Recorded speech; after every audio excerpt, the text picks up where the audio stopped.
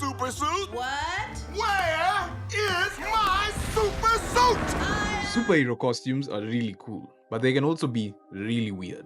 Underwear on the outside, super tight spandex, capes, dressing like an oversized flying rodent that beats up poor people just trying to feed their families so that you can proceed back to your mansion and oh, the Batman fanboys are coming for me now, aren't they? Ever since I was a kid, I had only two goals. Make my own superhero universe and become a superhero. But both these goals needed me to research into how to create a superhero costume and why they look the way they do, even though they can be really weird and goofy at times. But it'll make sense by the end of this video. The announcement of the new James Gunn Superman movie suit has basically divided the internet. Some people really like it, others think it's absolute garbage, although most people can see it looks like if you took Captain America's MCU suit, added Thor's cape, and then slapped a Superman logo on it. The reason for this is obviously because it was actually a Marvel costume designer who ended up designing it, the new James Gunn. We're gonna get to that later though. But a big part of the controversy is James Gunn decided to add back the classic underwear on Superman that Zack Snyder got rid of in the Henry Cavill version. Again, this is a really weird decision that will make sense by the end of this video. These 4 points will explain everything, starting with why do superheroes even have costumes? Back before the MCU made superheroes mainstream and normie approved, it was a bit hard explaining why you enjoyed seeing ripped men run around in skin-tight suits,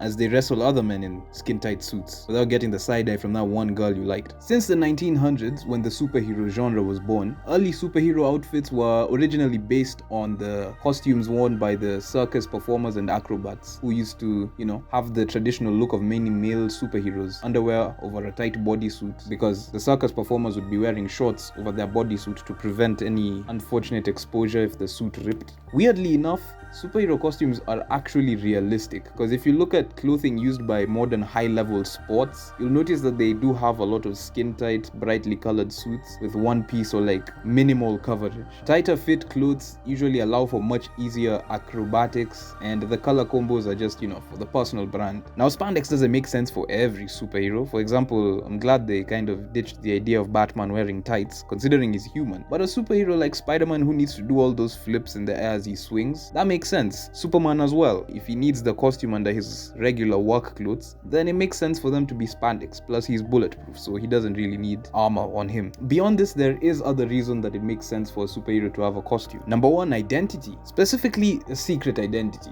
Superheroes need a break from the paparazzi too. Masks and costumes are like the ultimate witness protection program. They especially help with protecting the hero's personal life and their loved ones. Except for Spider-Man. I don't know how villains keep finding out who he is. 2. Functionality, specifically enhanced abilities. Costumes aren't just for show. Iron Man's armor, it's like strapping a Swiss army knife to your body. Flight, lasers, the works, just everything. There's also protection, because for some superheroes, their costumes are actually the ultimate body armor. For example, Black Panther's vibranium suit. It's like wearing a tank. Even my characters from my own comic book, Project 10, the Insectids, when they put on their swarm and it comes onto them, it is more for protection. It's not just for them trying to hide their identity. Most of them don't have secret identities. So the second one could always be functionality like that. 3. Symbolism, mission and ideals. Costumes reflect the hero's mission, values and cultural background, like Captain America's patriotic super suit. Doesn't do much, but it does represent how American he is. Then you know what he stands for. Psychological impact is also another part of the symbolism thing. Some heroes just want to intimidate villains, and I don't think there's any better example than Batman, to be honest. You see the bat symbol in the sky and you see those pointy ears in a shadow, you're not in for a good night. I'm just gonna tell you that.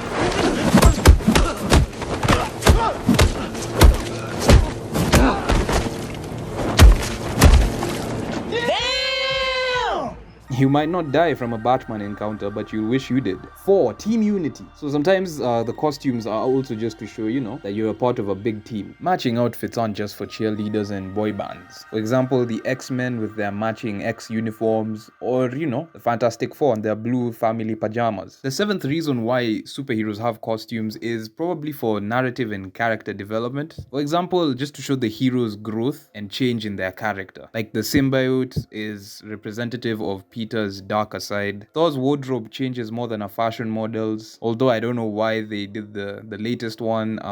That just looked really weird, the whole golden helmet thing. Oh god. Oh no. Iron Man suits are like the iPhone, a new model every year, except with Iron Man suits, they're actually useful and they aren't just the same thing with a new name. Piss off Batman fans, check. piss off Apple fanboys, check. But the biggest reason why superheroes have costumes is money.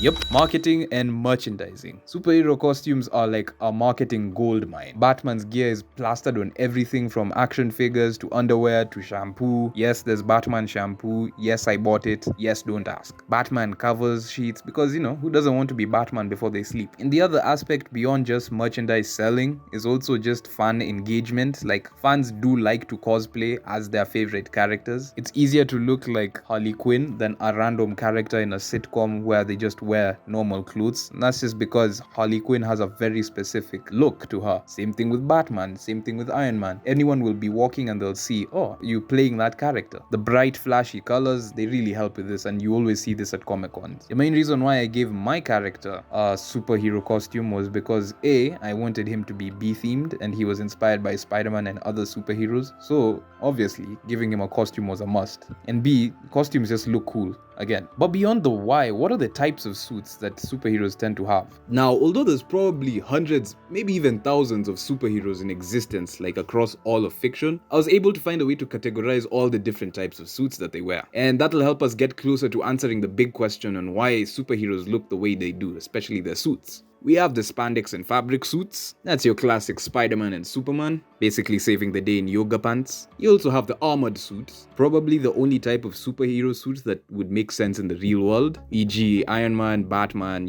Mystical and magical suits. These are the exact type of suits that would probably make your African parent collapse if you got one of them. They're definitely calling the pasta on you for this one. People like Doctor Strange with his cloak of levitation are perfect examples of this. Probably the least common type of superhero suit though. We also have the alien and cosmic suits. Usually this is the type of fashion that we would get if people actually stuck to the plan of raiding Area 51. Yeah, why'd you chicken out? Why'd you chicken out, bro? Yeah, I'm talking to you. Advanced, mysterious, and literally out of this world. So, best example of this is obviously Green Lantern's ring, or Nova's helmet that gives him his Nova costume. Symbiotic suits or organic suits, they're usually living or adaptive gear. Great example would be Blue Beetle, Venom, any Venom symbiote. My own character, Project N, who I am creating for my own superhero universe, is this kind of character, except instead of his being an alien symbiote, it's more of like a lab created, and yeah,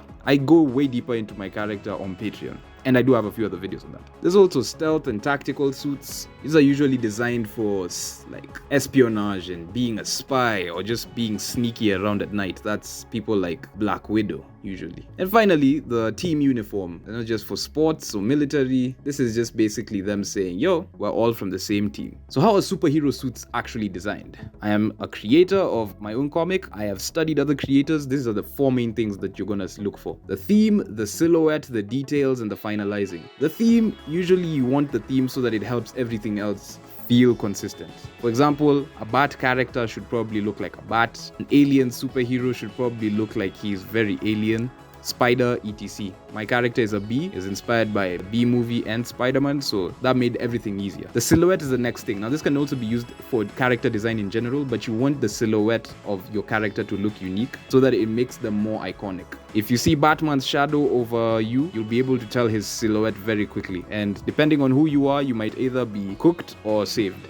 Adding in a couple of details, cool accessories. Usually more gadgets means the character doesn't have powers, but less gadgets means they probably have superpowers. That's just the general rule you want to go with. There is a type of detail that a lot of people hate on. I'll call them the MCU lines, the over-design problem that people complain about, but I'm going to get to that in the next part. Then eventually you just finalize the final design, you mix everything. You have to kind of do a couple of tests here and there to see which suit works for you. So now for the big topic, the weird one.